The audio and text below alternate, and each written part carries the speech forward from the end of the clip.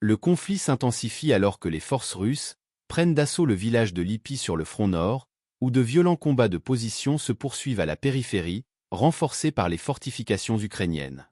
Cette manœuvre tactique souligne une avancée significative des troupes russes, visant à déstabiliser les défenses ukrainiennes et à prendre un pied stratégique dans la région.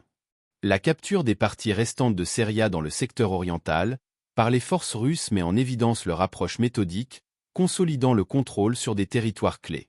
Cette victoire leur permet de réorienter leurs ressources et de se concentrer sur d'autres fronts critiques, augmentant ainsi la pression sur les défenses ukrainiennes.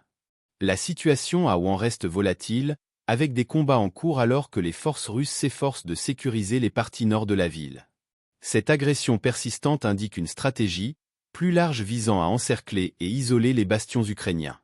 Parallèlement, les troupes russes se sont emparées des sections restantes de T et avancent désormais vers Saïna.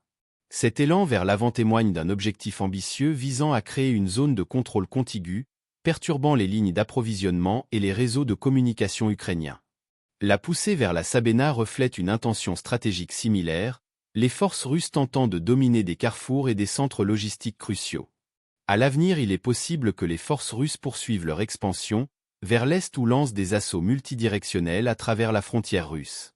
Cela créerait une menace à multiples facettes, compliquant les opérations défensives ukrainiennes et mettant à rude épreuve leurs ressources.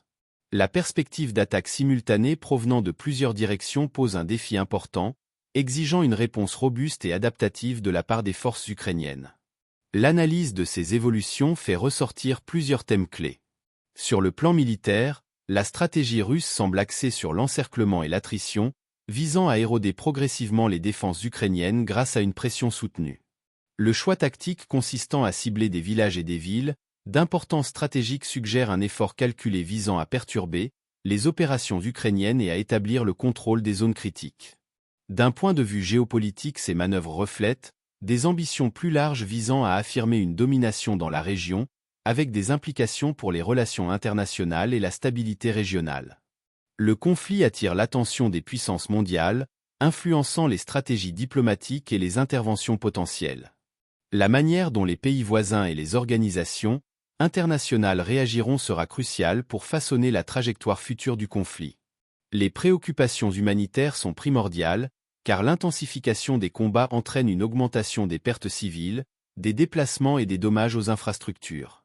Le besoin d'aide humanitaire et de protection des populations touchées devient plus urgent, ce qui appelle des efforts coordonnés pour faire face à l'escalade de la crise.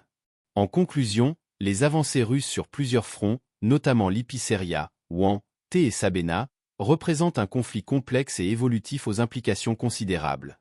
Comprendre les stratégies militaires, la dynamique géopolitique et les impacts humanitaires est essentiel pour comprendre toute l'ampleur de la situation et anticiper les évolutions futures de ce conflit aux enjeux élevés.